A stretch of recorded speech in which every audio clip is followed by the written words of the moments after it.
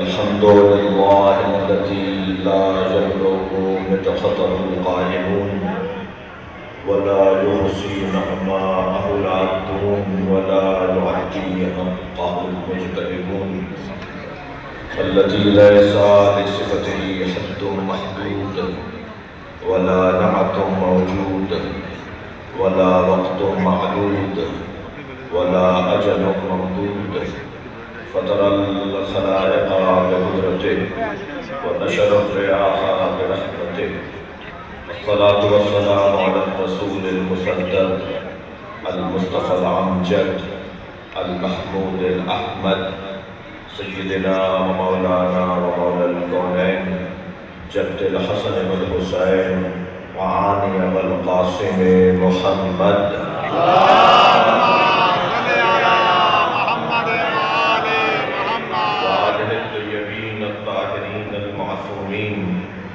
الذين قال الله إنما يريد الله ليذهب عنكم الرجس أهل البيت ويطهركم تطهيرا. اللهم صل على محمد وآل محمد. ولعنة الله على أعدائهم أجمعين من يوم عداوتهم إلى قيام يوم الدين. أما بعد، قال الحكيم في القرآن الكريم: بسم الله الرحمن الرحيم. منها خلقناكم وفيها نعيدكم ومنها خلقناكم ومنها نخرجكم تارة أخرى. صلوات. اللهم صل على محمد وآل محمد. اس سے بلند صلوات. اللهم صل على محمد وآل محمد. اس سے بھی بلند پڑھی جا سکتی ہے.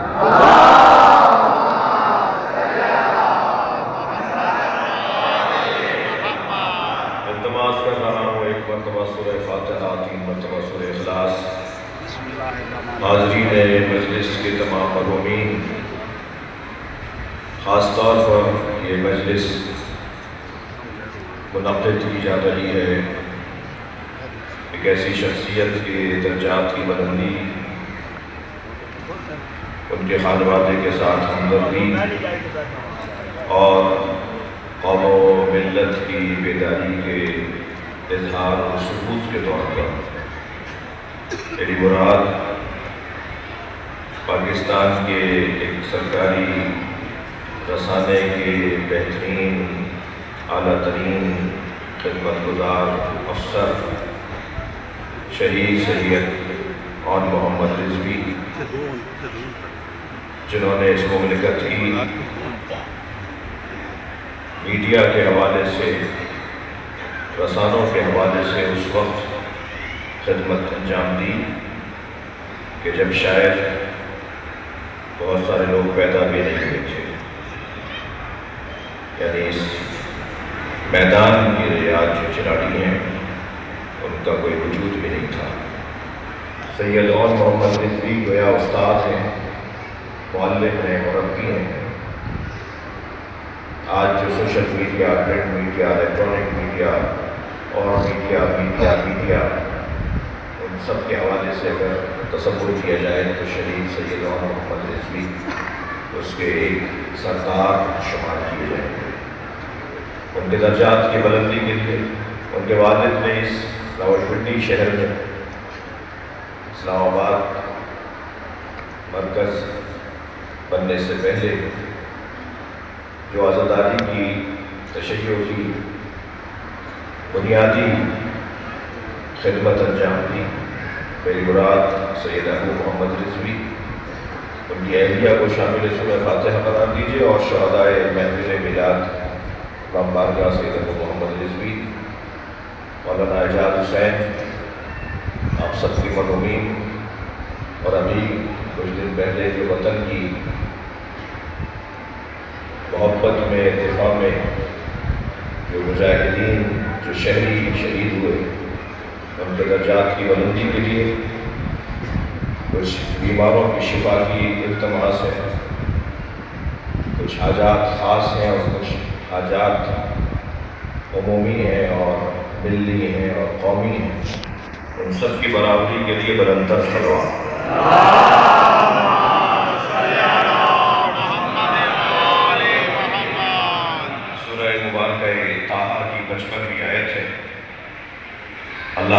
کلام میں ارشاد فرما رہا ہے وَمِنْهَا خَلَقْنَاكُمْ، اور ہم نے تمہیں اسی مٹی سے خلق کیا ہے، وَفِيهَا نُعِيدُكُمْ، اور ہم تمہیں اسی خاک میں واپس پلٹائیں گے، وَمِنْهَا نُخْرِجُكُمْ تَارَةً أُخْرَىٰ، اور پھر ہم اسی خاک سے تمہیں دوبارہ خارج کریں گے، نکالیں گے ایک مرتبہ پھر۔ میرے مولا علی علیہ السلام سے سوال ہوا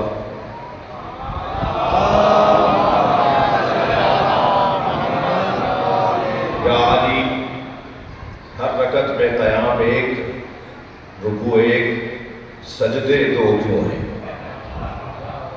سوال بھی علی سے ہی ہونا ہے کہ اللہ کی عبادت کا سلیقہ کیا ہے۔ یا علی، ہر قیام میں، ہر رکعت میں قیام ایک، رکوع ایک، سجدے دو کیوں ہیں؟ میرے مولا نے بے ساختہ اس آیت کی تلاوت فرمائی جو میں نے ابھی آپ کے سامنے مولا کی یاد کے ساتھ تلاوت کی ہے۔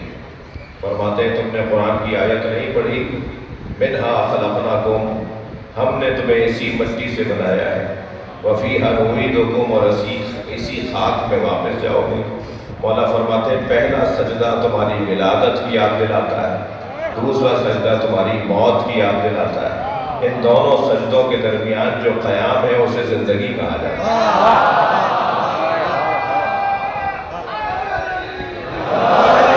یاد رہے یہ جو قیام ہے نا، کتنا مختصر قیام ہے، اتنا ہی مختصر قیام ہے جتنا مختصر قیام دو سجدوں کے درمیان ہے، اتنا ہی مختصر قیام اس دنیا میں ہے۔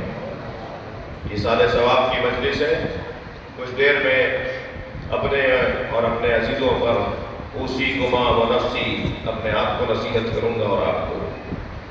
ہم اسی مٹی سے بنے ہیں، پہلا سجدہ ہماری ولادت کی یاد دلاتا ہے، دوسرا سجدہ ہماری موت کی یاد دلاتا ہے، اور ان دونوں سجدوں کے درمیان جو قیام ہے وہ زندگی ہے، اور وہ استغفار پر مشتمل ہے۔ کیا کرتے ہیں دو سجدوں کے درمیان؟ استغفار، استغفر اللہ ربی واتوب الیہ۔ زندگی کا دوسرا نام استغفار ہے، اور استغفار کا مطلب ہے اپنے رب سے رابطہ۔ جن کا اپنے رب سے رابطہ نہیں ہے وہ آپ کو کتنے ہی سجے ہوئے نظر آئے، سمجھے ناکام ہے۔ جن کا سب سے رابطہ اچھا ہو، سب سے تعلقات بحال ہو، مگر ان کا اپنے رب سے تعلق نہ ہو، سمجھیں وہ ناکام ہے۔ اس لیے کہ جن کا اپنے رب سے ہی رابطہ نہیں ہے، ان کا گھر والوں سے بھی اچھا رابطہ نہیں ہے، ان کا اپنے دوستوں سے بھی اچھا رابطہ نہیں ہے۔ یہ جو استغفار ہے یہ اپنے رب سے رابطے کو کہتے ہیں۔ یاد رہے، توجہ، یاد رہے، استغفار کسی توبہ کے نتیجے میں ادا کیے جانے والے الفاظ نہیں ہیں۔ کسی گناہ کے انجام دینے پر توبہ کی صورت میں ادا کیے جانے والے الفاظ کو استغفار نہیں کہتے۔ استغفار وہ ہی نہیں کرتا، صرف وہی نہیں کرتا، صرف وہی استغفار نہیں کرتا کہ جس نے گناہ انجام دیا ہو، وہی استغفار نہیں کرے گا، یا وہی استغفار کرتا ہو کہ جو گناہ کرتا ہو۔ یہ ہرگز مفہوم درست نہیں ہے، اس لیے کہ پروردگار عالم نے اپنے نبی سے ارشاد فرمایا ہے اذا جاء نصر اللہ والفتح ورأيت الناس يدخلون في دين الله افواجا فسبح بحمد ربك واستغفره انه كان توابا۔ اگر لوگوں کو نبی کا استغفار سمجھ میں نہیں آتا تو اللہ کی توبہ کیسے سمجھ میں آتی ہے؟ اللہ توبہ کیا کرتا ہے؟ اللہ کا توبہ کا کیا مطلب ہے؟ توبہ اپنی اصلی حیثیت اور مقام پر پلٹنے کو کہتے ہیں۔ اللہ جب توبہ کرتا ہے تو اپنی رحمت کی طرف پلٹتا ہے، اور جب بندہ استغفار کرتا ہے تو اپنی فطرت کی طرف پلٹتا ہے۔ عزیزو، میرا اور آپ کا یہ اعزاز ہے کہ ہم اس در سے جڑے ہوئے ہیں جنہوں نے ہمیں عبادتوں کا سلیقہ عطا کیا ہے، جنہوں نے بتایا ہے کہ اللہ سے بات کیسے کرنی ہے، اس وقت میرا ارادہ نہیں تھا، مگر ایک جملہ میرا دل کہہ رہا ہے کہ کہہ دوں۔ وہ لوگ کون ہیں جو ہمیں عقیدہ توحید سمجھاتے ہیں؟ وہ کون ہیں جو ہمیں موحد بنانے کے لیے بات کرتے ہیں؟ جو ہمارے لیے اس طرح کی گفتگو کرتے ہیں کہ ان کے یہاں شرک ہوتا ہے، ان کے یہاں کفر ہوتا ہے؟ میں ان سے مخاطب ہوں۔ آپ کے تو منہ سے یہ جملہ اچھا ہی نہیں لگتا، اس لیے کہ آپ ہاتھ پیروں والا اللہ مانتے ہیں اور ہم علی کا بتایا ہوا اللہ مانتے ہیں۔ ہم نہج البلاغہ سے اللہ مانتے ہیں، ہم صحیفہ سجادیہ سے مولا سجاد سے سن کر سمجھتے ہیں کہ اللہ کیا ہے۔ عقیدہ توحید بہت روشن ہے۔ میں مانتا ہوں کہ جتنی اچھی توحید ہمارے ہاں کتابوں میں ہے، اتنی اچھی توحید ہمارے ہاں عمل میں نہیں ہے، میں یہ بات مانتا ہوں۔ لیکن اصل گفتگو نظریات پر ہوگی، اصل گفتگو کتابوں پر ہوگی، اصل گفتگو مکتبی گفتگو شمار کی جاتی ہے۔ میرا اور آپ کا قول اور فرمان قوم کی ترجمانی نہیں کرے گا، قوم کی تقویت کا سبب مولا علی کا فرمان کرے گا، قوم کی مضبوطی کا سبب مولا حسین کے اقوال بنیں گے، ہماری وہ کتابیں بنیں گی کہ جن کتابوں کی بنیاد پر ہمارے مذہب کی بنیاد، ہماری مذہب کی عمارت کھڑی ہوئی ہے۔ توجہ چاہوں گا، یہ خاک ہمیں بہت عزیز ہے، یہ مٹی ہمیں بہت عزیز ہے، یہ وطن ہماری جان سے زیادہ ہمیں عزیز ہے، اور اللہ کا کرم ہے کہ ہم پاکستان میں رہتے ہیں۔ پاکستان دو لفظوں کے مرکب کو کہتے ہیں، ایک پاک ایک استان۔ پاکستان یعنی ایسی جگہ جہاں رہنے والا پاک ہو جاتا ہو۔ اللہ کا کرم ہے اس سرزمین کو شہدائے تشکیل پاکستان کے خون سے سجایا گیا ہے۔ ہمیں خاک سے تو ویسے ہی پیار ہے، اور خاک بھی اگر پاکستان کی خاک ہو۔ میرے بھائی طالب رضوی نے جملہ اچھا کہا کہ یہ پاکستان کا ایک سالانہ مرکز میں، دارالخلافہ میں ایک مرکزی ایک سجا ہوا مجمع ہے، ایک نمائندہ جہاں مجلس اعضا ہے وہاں قومی کنونشن بھی ہے۔ یہاں کچھ باتیں کرنا بہت اہم اور ضروری ہے۔ پہلی بات تو یہ کہ ہمیں ضرورت بھی نہیں ہے کہ ہم اس وطن سے کتنے سچے اور کتنے مخلص ہیں کہ یہ ہم ثابت کریں۔ ہمارا اس وطن سے سچا ہونا اور مخلص ہونا بے وجوہ مختلف دلائل کی بنیاد پر بہت روشن ہے۔ وہ سارے دلائل بیان کرنا اس وقت مطلوب اور مقصد بھی نہیں ہے۔ اس وطن کے ہم کتنے سچے ہیں، یہ وطن ایک سنی نے سوچا تھا، ایک شیعہ نے بنایا تھا۔ علامہ اقبال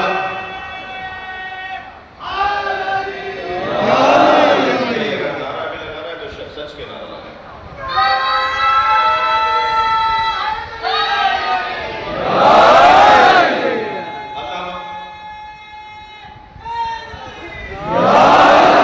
علامہ اقبال سنی المسلک، ایک دانشور بر صغیر کے قائد اعظم محمد علی جناح، ایک شیعہ عقیدہ رکھنے والی شخصیت۔ اس وطن کو تمام لوگوں نے، سنی نے اور شیعہ نے مل کر بنایا۔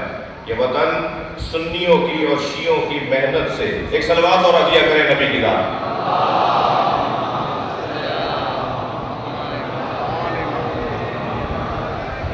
اس سے بلند صلوات پڑھ سکتے ہیں۔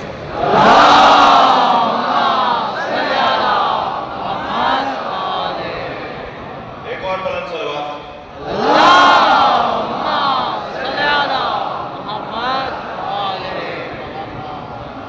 یہ وطن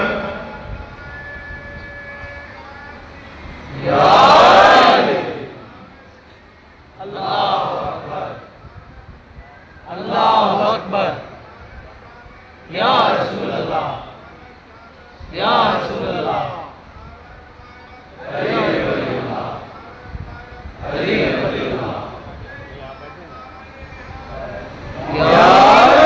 پاکستان بنتے وقت بھی سب نے مل کر اس کی تشکیل میں اپنا برابر کا حصہ رکھا۔ سوال تو یہ ہے کہ حصہ برابر تھا، مگر حصہ برابر ملتا نہیں۔ 25% بولتے ہیں نا اب ہمیں، ہم نے 50% کے برابر 50% کی حیثیت میں خدمت انجام دی۔ پاکستان کی امنیت میں، پاکستان کی ترقی میں ان افسران کو مشکل میں نہیں ڈالنا چاہتا کہ جو علی ولی اللہ تک کلمہ پڑھتے ہیں، وہ خدمات انجام دے رہے ہیں اور وہ اپنے ذمہ داری ادا کر رہے ہیں، وہ دفاع میں بھی، وہ ترقی میں بھی، وہ سجانے میں بھی۔ یہ ایک عنوان ہے۔ پاکستان کے بڑے طبی مراکز میں ملت جعفریہ کا 50% سے زیادہ حصہ ہے۔ میں ضروری نہیں سمجھتا کہ اسلام آباد سے کراچی تک ان ہاسپٹلس کے نام گنواؤں کہ جن کے بانیان، جن کے مالکان جو اس ملک کے اندر صحت کے حوالے سے خدمات انجام دے رہے ہیں، وہ اس ملک کے اندر امام حسین کے عزادار بھی ہیں۔ ٹھیک ہے، دفاعی اعتبار سے لے لیں، مختلف سرکاری اداروں میں لے لیں، مختلف طبی مراکز میں لے لیں، مختلف تعلیمی مراکز میں لے لیں، ان تمام دلائل کے بعد ایک دلیل وہ یہ کہ جب ہمیں اس ملک میں مارا جاتا ہے تو یہ پاکستانی شہری شیعہ امام حسین کا عزادار سوائے پاکستان زندہ باد کے کچھ اور سوچتا بھی نہیں۔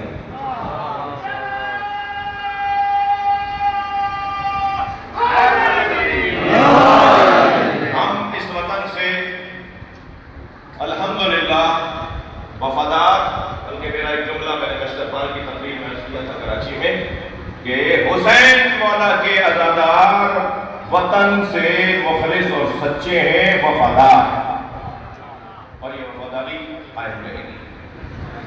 پاکستان کی طرف اگر کسی نے ٹیڑھی آنکھوں سے دیکھا تو سب سے پہلے آنکھ نکالنے والے حسین کے عزادار ہوں۔ حسین مولا کے عزادار ذمہ دار ہیں، ہمیں اس وطن سے پیار ہے۔ میں نے اس آیت کا انتخاب ایک سبب یہ بھی تھا کہ جو آپ کے سامنے تلاوت کیا، اس وطن سے، اس خاک سے پیار ہے۔ ویسے بھی میں جملہ کہوں، حسین مولا کے چاہنے والے، علی مولا کے چاہنے والے۔ اچھا، یہ بات پھر بار بار کرنے کی ضرورت نہیں ہے، مگر کہہ دیتا ہوں، جب ہم عزاداروں کی بات کرتے ہیں تو عزادار صرف شیعہ نہیں ہے۔ سندھ سے تعلق رکھتے ہیں، سندھ کا تو ہندو بھی علی مدد بولتا ہے، سندھ کا سنی بھی گھر پہ علم لگاتا ہے۔ حیدرآباد میں، نواب شاہ میں، میر بخاص میں، خیر پور میں اکثر جلوس اہل سنت کے ہیں جو نکلتے ہیں۔ یہ میں بار بار کہتا ہوں اور پھر کہتا رہوں گا کہ یہ کس نے کہہ دیا کہ ہماری ہے کربلا؟ عباس زیدی صاحب کے لوگ اس میں ہیں کہ یہ کس نے کہہ دیا کہ ہماری ہے کربلا؟ حق بات تم کہو تو تمہاری ہے کربلا۔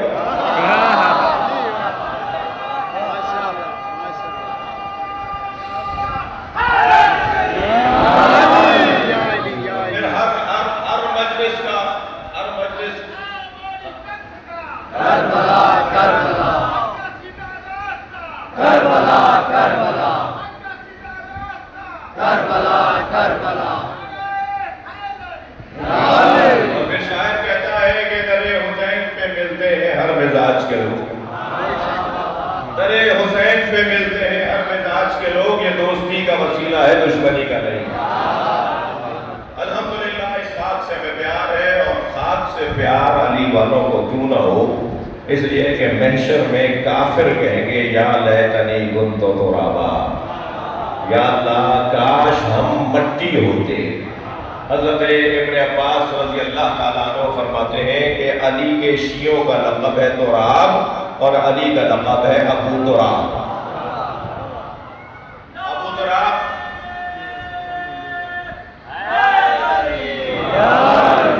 تراب مولا علی کا لقب اور مولا علی کے چاہنے والوں کا لقب تراب۔ کاش ہم علی کے چاہنے والے ہوتے۔ یہ محشر میں کافر، قرآن کی آیت پڑھی ہے میں نے، کاش ہم تراب ہوتے، مٹی ہوتے۔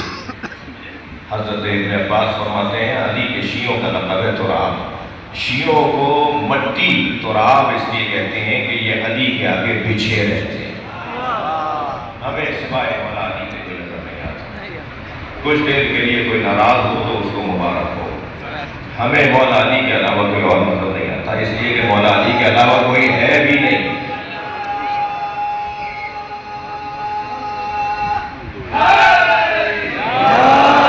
میرے جملے کو محسوس کیجیے گا، ہمیں مولا علی کے علاوہ کوئی اور مذہب نہیں آتا، اس لیے کہ نبی یہ چاہتے ہیں کہ ہر محفل کا عنوان علی ہو. مجھے ان لوگوں سے بڑا پیار ہے، خاص طور پر ہمارے پنجاب اور سندھ کے لوگ جب آپس میں ملتے ہیں نا، ملتے وقت یا علی مدد بولتے ہیں. سرکار نے فرمایا زینوا مجالسکم بذکر علی بن ابی طالب، اپنی مجلسوں کو علی کے ذکر سے زینت دیا کرو. جب دو لوگ آپس میں مل کے یا علی مدد کہتے ہیں تو اپنی مجلس کو علی کے ذکر سے زینت دے رہے ہو. یاد رہے ہم ہیں تراب، علی مولا ہے ابو تراب. حضرت ابو بکر کا زمانہ ہے، توجہ سے سنیے گا میری بات. ایک مرتبہ مدینے میں زلزلہ آ رہا ہے، دروازے کھڑکیاں ٹوٹ رہی ہیں، دیواریں گر رہی ہیں، سارا شہر پریشان ہے. سب آ گئے حضرت ابو بکر کے دروازے پر. اے ابو بکر، مدینہ تو اب رہنے کے قابل نہیں رہے گا. حضرت نے فرمایا چلو میرے ساتھ علی کے گھر. یہ پہلی دفعہ نہیں ہوا. یہ عبدالرحمن رجابی نے مدارج النبوہ میں اہل سنت علیہ دین کا یہ واقعہ لکھا ہے. حضرت ابو بکر نے کہا چلو علی کے گھر، اور مولا علی کے دروازے پہ جا کے جب دستک دی، مولا ٹیہوڑی کے اندر اپنے گھر کے اندر کھڑے تھے. دروازہ کھولا، آواز آئی یا علی مدینے میں زلزلہ ہے. حضرت نے فرمایا میرے گھر میں نہیں ہے. میں غیر ذمہ دار خطیب نہیں ہوں. حضرت نے فرمایا میرے گھر میں زلزلہ نہیں ہے. حضرت ابو بکر کی آواز آئی پورا مدینہ گر رہا ہے. حضرت گھر سے باہر آئے تو مدینہ کانپ رہا تھا. حضرت نے فرمایا آؤ میرے ساتھ چلو. اب آگے آگے علی، پیچھے پیچھے امت.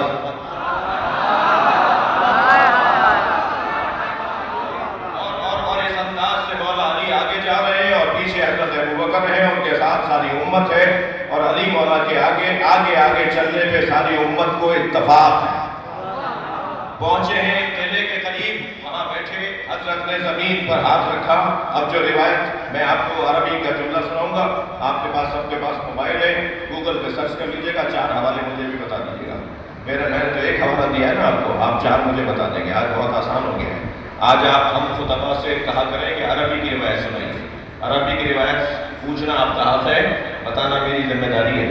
اور سرچ کر کے تو آپ 4 حوالے مجھے دے دیں گے. روایت کہتی ہے مولا نے زمین پر ایسے ہاتھ پھیرنا شروع کیا جیسے کوئی مالک اپنے بے چین جانور کو پیار.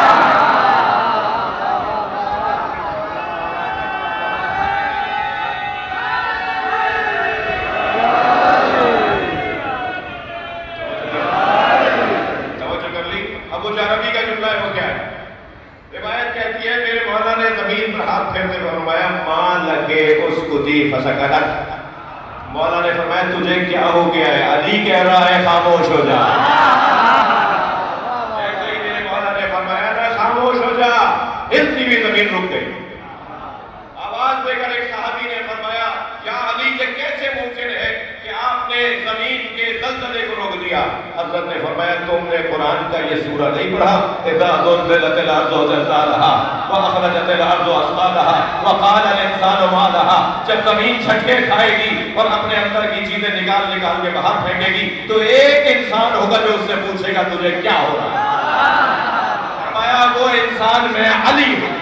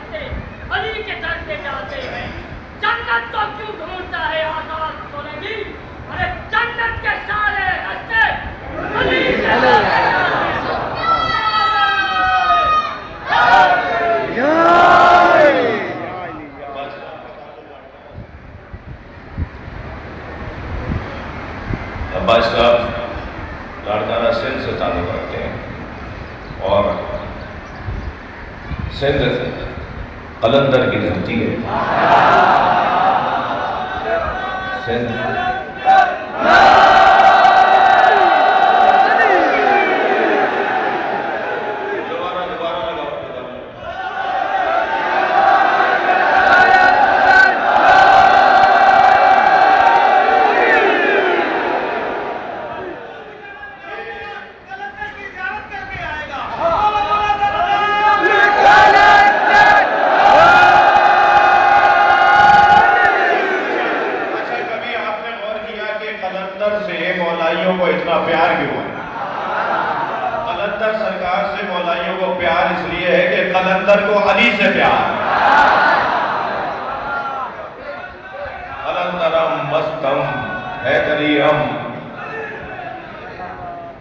بندائے مرتضیٰ علی ہستم.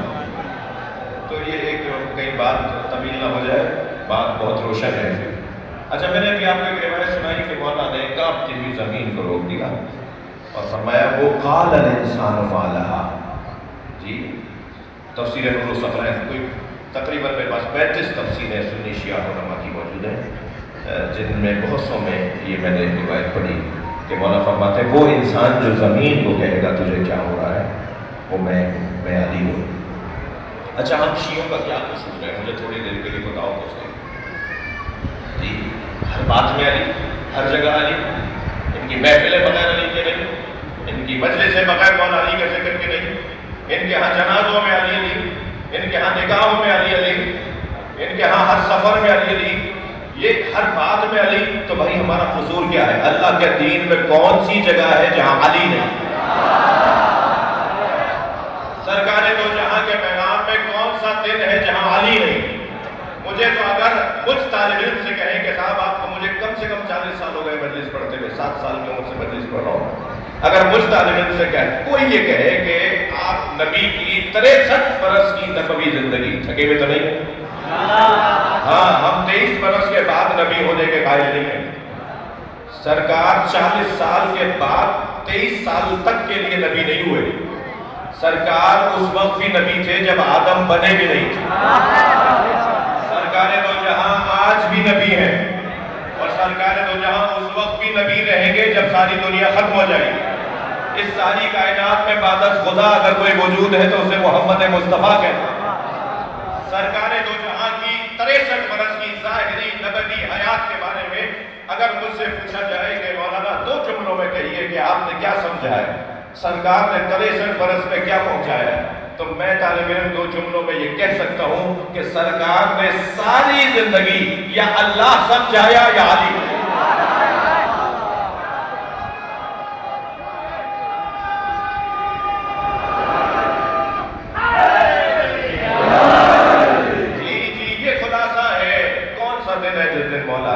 کے بغیر نبی کا گزرا ہو. شاعر کے 2 مصرے ہیں کہ ہر جا علی ملیں گے نہ دامن بچائیے. بھائی دوسرے مصرے میں تو بولنا بنتا ہے آپ کا، ہر جا علی ملیں گے نہ دامن بچائیے، بچنا علی سے ہے تو جہنم میں ہے. یہ زمین، یہ آسمان، یہ سب کچھ اللہ نے جن کے تصدق میں بنایا ہے. ہم سب تو فیلی بیٹھے بھائی، تو فیلی لوگ ہیں. اصلی لوگ یہی گھرانہ ہے، یہی خانوادہ اصلی خانوادہ ہے. جی جب بیوی کا نکاح والا علی سے، آپ دیکھیں نا جو لوگ کبھی کبھی مجلس میں آنا تو ضروری نہیں ہے کہ کوئی کبھی کبھی آ رہا ہو تو اسے پتہ نہ ہو، لیکن جو اس مزاج سے بالکل ہی ناشنا ہوتے ہیں ان کے لیے تھوڑا سا مشکل ہوتا ہے ہماری کوئی بات کو سمجھنا. اللہ نے جناب زہرا کا نکاح عرش پر مولا علی سے کرایا اور فرش پر نبی سے فرمایا اب اپنی فاطمہ کا نکاح پڑھا دو. یہ واحد رشتہ ہے جو عرش پر بھی قائم ہوا اور فرش پر بھی قائم ہوا. یہ واحد رشتہ ہے جو صرف دنیا میں نہیں رہے گا بلکہ جنت میں بھی جناب زہرا مولا علی کی زوجہ رہے گی. ہاں یہ ضروری نہیں ہے، یہ ضروری نہیں ہے کہ آپ کی زوجہ آپ کو جنت میں بھی ملیں. یہ ضروری نہیں ہے کہ آپ کی بیگمات آپ کو جنت میں ملے. میں نے ایک جگہ صاحب یہ کہہ دیا جب میں مجلس سے باہر نکلا تو ایک خاتون نے مجھے روک لیا، کہنے لگے مولانا 40 سال سے برداشت کر رہی ہوں. تو اب آپ کیا کہہ رہے تھے کہ کیا یہی ملیں گے ہمیں؟ تو کچھ حال تو مردوں کا بھی اچھا نہیں ہے اور خواتین بھی. بہرحال آپ سب نے مہر تو دے دیا ہے نا جو شادی شدہ ہے. بیگمات کے مقروض لوگ تو نہیں بیٹھے ہوئے. جنہوں نے مہر ادا نہیں کیا وہ مقروض ہے. ایک صاحب کہنے لگے یہ اپنی بیوی سے ڈرتے کیوں ہیں؟ تو دوسرے نے آہستہ سے کہا کہ انہوں نے اب تک مہر نہیں دیا ہے. وہ آئے دن چتلاتی ہیں. ایسے پرانے لوگ تو 5-10 ہزار میں چھٹ گئے تھے. سستا دور تھا نا. آج تو بھائی 2-2, 4-4 لاکھ, 10-10 لاکھ, 20-20 لاکھ. اور قاعدہ بھی یہی ہے کہ جو جتنا دے سکتا ہے اتنا ہی مہر ہونا جائز ہے. کسی کی اگر 40 لاکھ تک کا ہے اور اگر 10 لاکھ مہر رکھ رہا ہے تو ٹھیک ہے اس کے لیے. تو ہر ایک کے لیے علیحدہ سے حکم ہے. اسی لیے نبی نے مولا علی سے پوچھا تھا کہ فاطمہ کو مہر میں کیا دو گے؟ بھائی اگر آپ کی توجہ ہوگی تو میں ایک منزل بڑھاؤں گا. مہر گھر کے بڑے طے کرتے ہیں نا. گردن ہلا دو. مہر گھر کے بڑے طے کرتے ہیں نا جس کے گھر کا بڑا اللہ ہو. جس کے گھر کا بڑا اللہ طے کر رہا ہے جناب زہرا کا مہر. یہ میں کوئی لفاظی نہیں کر رہا, حدیث سے سنا رہا ہوں. یہ روایات ہیں جو آپ کو سنا رہا ہوں. اور حسن یہ ہے کہ یہ روایات زیادہ تر اہل سنت علماء نے لکھی ہیں. ہمارے علماء نے بھی لکھی ہے. وہ سنی عالم ہمارے عالم بھی ہیں, شیعہ عالم ان کا عالم بھی. عالم ہوتا ہے. ختم کرو اس بحث کو. کس مشکل میں مبتلا ہے پاکستان کا شہری؟ یہی پاکستان کا شہری جب دوسرے ملک جاتا ہے ایسا سیدھا ہو جاتا ہے, لیکن یہاں آ کر یہ سنی ہو جاتا ہے, یہاں کے یہ بریلوی ہو جاتا ہے, یہاں کے یہ دیوبندی ہو جاتا ہے, یہاں آ کر یہ فرقوں میں بڑھ جاتا ہے. اور وہاں جانے کے بعد اس کے مزاج میں بہتری آ جاتی ہے. اس وطن کے ساتھ زیادتی مت کرو. اس وطن پہلے مسلمان بن کے دکھاؤ, اور مسلمان بھی وہ مسلمان جو اہل بیت کو اولا اور اعلیٰ مانتا ہو, ورنہ خاری رہے گی, ذلت رہے گی. میں نہیں جاننا چاہتا ابھی چند دن پہلے جو خلیج کے اندر ہوا, کیا یہی اسلام ہے؟ کیا یہ ذلت نہیں ہے خواتین کی؟ کیا یہ بے حرمتی نہیں ہے عورتوں کی؟ کیا یہ خاری نہیں ہے معاشرے کے اس طبقے کی جسے تم نے آج بھی کنیز بنا کے رکھا ہوا ہے؟ اور دعویٰ یہ ہے کہ تم مرکز اسلام ہو. نہیں عزیزو, عزت خواتین کی اگر دیکھنی ہو نا تو کربلا آ جاؤ. عزت اگر دیکھنی ہو تو اہل بیت کے دروازے پر آ جاؤ. جنگ جمل میں جب حضرت عائشہ نے حضرت علی سے جنگ کی اور جنگ ہار گئی بھی اور مولا علی جیت گئے, تو مولا نے اعلان کیا, خبردار مال غنیمت کی طرف کوئی توجہ نہیں کرے گا. تو ایک صحابی محترم, دونوں طرف صحابی تھے نا, تو ایک صحابی نے آواز دے کر کہا, یا علی آپ سنت رسول سے ہاتھ اٹھا رہے ہیں. سنت رسول کے مطابق تو جنگ جیتنے پر مال غنیمت اٹھایا جاتا ہے. مولا نے فرمایا, تم میں سے کس کی جرأت ہے جو نبی کے ناموس کی طرف دیکھے؟ تم میں سے کس کی جرأت ہے کہ جو کسی اور صحابی کے مال کی طرف دیکھے؟ اور پھر 40 سواروں کے ساتھ بیوی کو مدینہ بھیجا. وہاں پہنچنے کے بعد بیوی نے جو پہلا خطبہ دیا اس میں فرمایا, علی نے مجھے مردوں کے ساتھ بھیجا ہے. جب بیوی نے یہ جملہ کہا تو ان سواروں نے نقابیں ہٹائی تو وہ 40 عورتیں تھیں جو گھوڑوں کے سوار رسمی لباسوں کے ساتھ, فوجیوں کے لباسوں کے ساتھ پہن کر حضرت کو مدینہ پہنچانے گئی. خواتین کی آبرو, خواتین کا احترام, خواتین کی عزت اگر سیکھنی ہے تو اہل بیت کے دروازے پر آنا ہوگا. فرمایا, فاطمہ بتاؤ تمہارا مہر کیا رکھوں؟ بیوی نے فرمایا, میں علی سے شادی پر راضی ہوں مگر میرا مہر مجھے کچھ اور چاہیے.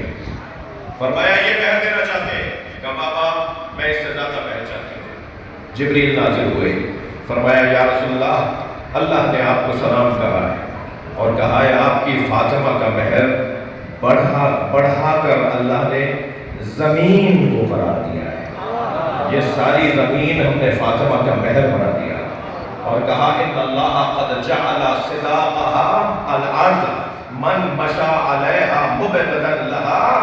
اللہ اکبر, مشى حراما. جبریل فرماتے ہیں اللہ نے کہا ہے کہ اللہ نے پوری زمین فاطمہ کا مہر بنا دیا ہے, اور اب اگر کوئی زمین پر فاطمہ کے بغض کے ساتھ قدم اٹھائے اس کا ہر قدم حرام.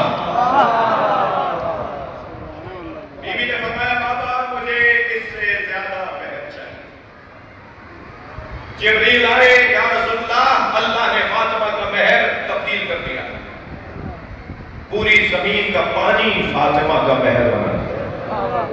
بیوی نے گردن چکائی، بابا مجھے اس سے زیادہ مہر چاہیے۔ فاطمہ اور کیا مہر چاہتی ہو؟ آواز آئی، فاطمہ کیا مہر چاہتی ہو؟ فرمایا جب میں رات کو زیر آسمان بال بکھیر کر آپ کو مناجات کرتے ہوئے دیکھتی ہوں اور آپ کہہ رہے ہوتے ہیں یا اللہ میری امت کو بخش دے، میرا مہر امت مصطفیٰ کی بخشش ہے۔ میں کسی امتی کو جہنم میں نہیں دیکھنا چاہتا، میں بابا آپ کا کلمہ پڑھنے والے کو دوزخ میں نہیں دیکھنا چاہتا، مجھے یہ مہر چاہیے۔ جبریل نازل ہوئے، ایک تحریر، ایک ورقہ لے کر آئے اور اس ورقے میں لکھا ہوا تھا اللہ نے فاطمہ کو یہ مقام دے دیا کہ محشر میں آنے کے بعد جسے چاہے فاطمہ جنت میں لے جائے۔ امت مصطفیٰ فاطمہ اور فاطمہ کے بچوں کی وجہ سے نجات کرے گی۔ یہ سارا خانوادہ، سیدہ کے بچے امت مصطفیٰ کو نجات دیں گے۔ یہ بی بی زہرا کا مہر ہے، امت مصطفیٰ کی نجات، دوزخ سے نجات، جنت کا پروانہ، یہ جناب زہرا کا مہر ہے۔ اگرچہ آپ کی آنکھوں میں آنسو دیکھ کر میں نے سر سے اپنے ماما اتار دیا، مگر میرا دل کہہ رہا ہے کہ ایک جملہ تو یہ بھی کہوں گا، مہر تو شوہر دیتا ہے نا، بغیر علی کی جنت میں کون جائے گا؟ لہذا روایات کہتی ہیں جنت کے دروازے پہ علی ولی اللہ تک کلمہ لکھا ہوا ہے۔ لاڑکانہ میں ہی مناظرہ ہوا تھا، روڑی کے ہیں عبداللہ چروار صاحب، مولانا عبداللہ چروار ان کی ذات ہے۔ انہوں نے علی شیر حیدری صاحب سے خیرپور کے سپاہی صاحبہ کے سربراہ تھے، پلاٹ کے ایک جھگڑے میں ان کا قتل ہوا، ان سے مناظرہ، انہوں نے چیلنج کیا تھا کہ کسی سنی کتاب میں حدیث دکھاؤ کہ نبی نے اپنی زبان سے لا الہ الا اللہ محمد رسول اللہ علی ولی اللہ بولا ہو، اگر تم کسی سنی کتاب میں دکھا دو گے تو میں شیعہ ہو جاؤں گا۔ تو عبداللہ چروار صاحب نے لاڑکانہ میں مناظرہ کیا تھا، اور اس مناظرے میں فرائض الصمتین، علامہ الجوینی یعنی سنت کی بہت بڑے محدث ہیں، ان کی کتاب ہے فرائض الصمتین، وہ کتاب ان کو دی تھی، اور اس کتاب کے اندر لکھا ہوا تھا کہ جنت کے 8 دروازے ہیں اور 8 دروازوں پر لکھا ہوا لا الہ الا اللہ محمد رسول اللہ علی ولی اللہ۔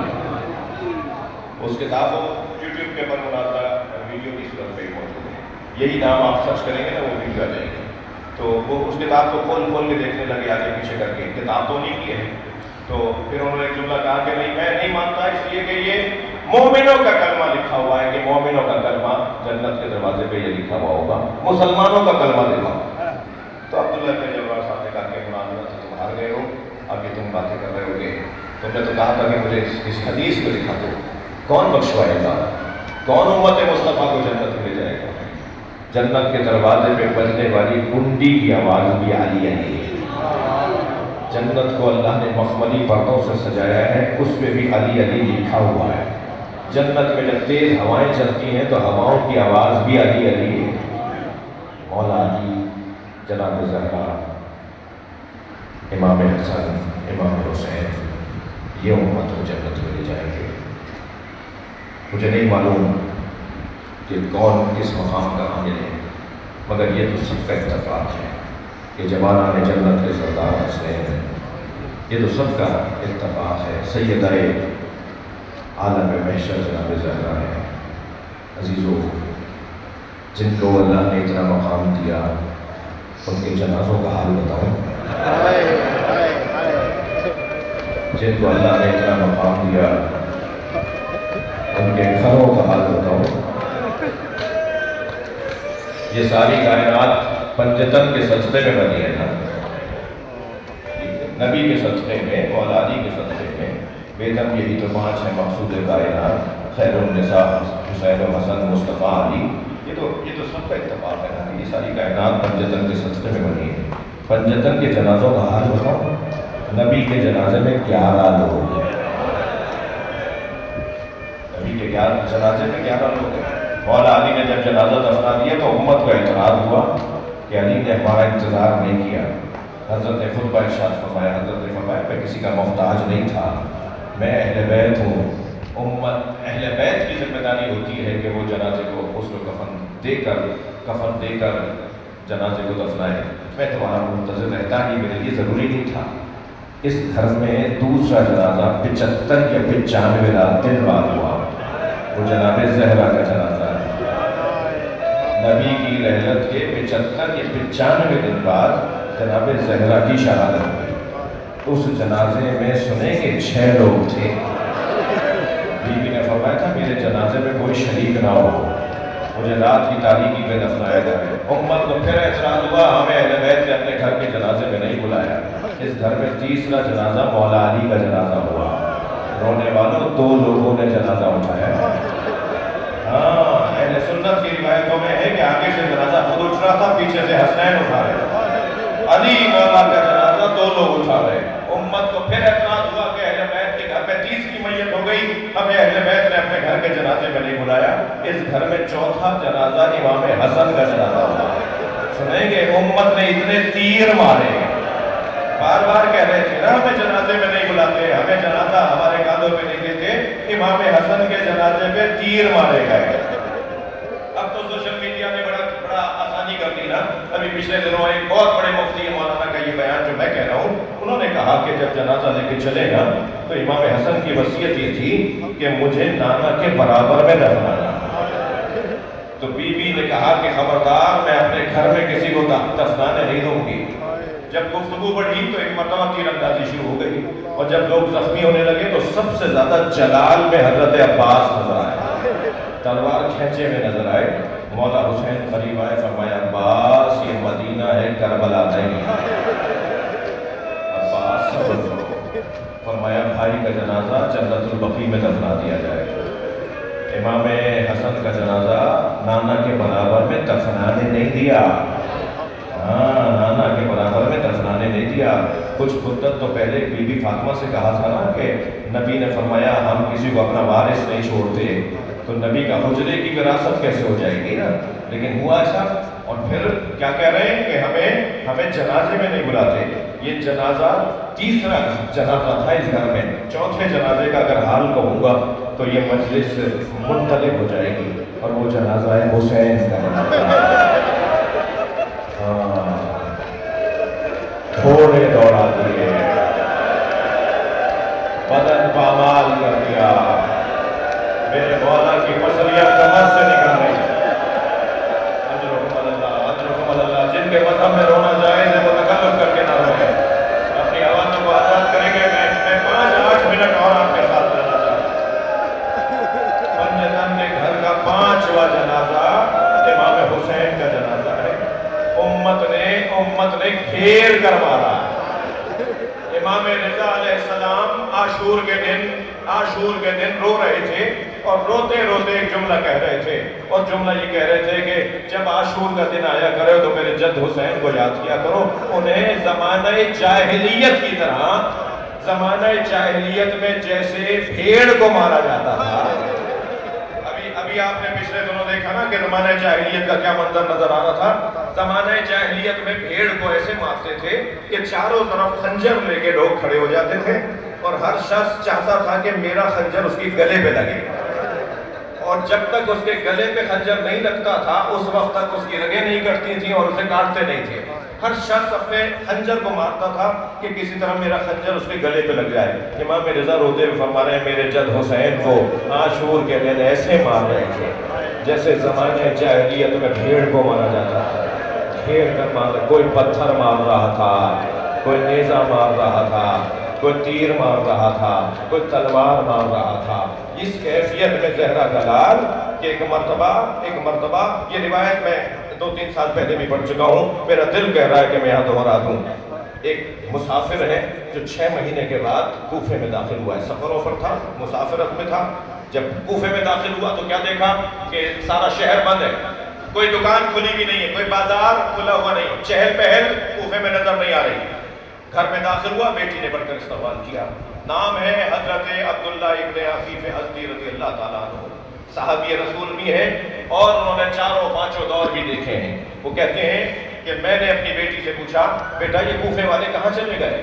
کہا بابا جلدی کیجئے دوبارہ گھوڑا تیار کیجئے اور آپ گھر سے چلے جائیے، کچھ ہی فاصلے پر ایک بیابان ہے جسے کربلا کہتے ہیں، کربلا میں ایک باغی نے خروج کیا ہے، حاکم وقت کا اعلان ہے کہ اگر اس باغی کو مارنے نہ گئے تو سزا دی جائے گی۔ بابا مخبری نہ ہو جائے کہ آپ گھر ہی میں تھے اور باغی کو مارنے نہیں گئے۔ عبداللہ کہتا ہے میں نے کہا بیٹا اس باغی کا نام کیا ہے؟ کہا بابا نام نہیں بتایا جا رہا، اور کہہ رہے ہیں سب چلو مارنے کے لیے، سارا شہر چلا گیا ہے مارنے کے لیے، بابا آپ بھی چلے جائیے۔ عبداللہ کہتا ہے میں نے دوبارہ گھوڑا تیار کیا، جب گھوڑے پر بیٹھنے لگا بیٹی نے رخصت کیا تو رخصت کرتے ہوئے بیٹی نے کہا بابا جنگ پر جا رہے ہیں نا تو جنگوں میں تو مال غنیمت بھی ملتا ہے، اگر مال غنیمت میں یمنی پتھر مل جائے، عقیق یمنی مل جائے تو میرے لیے لے آئیے گا۔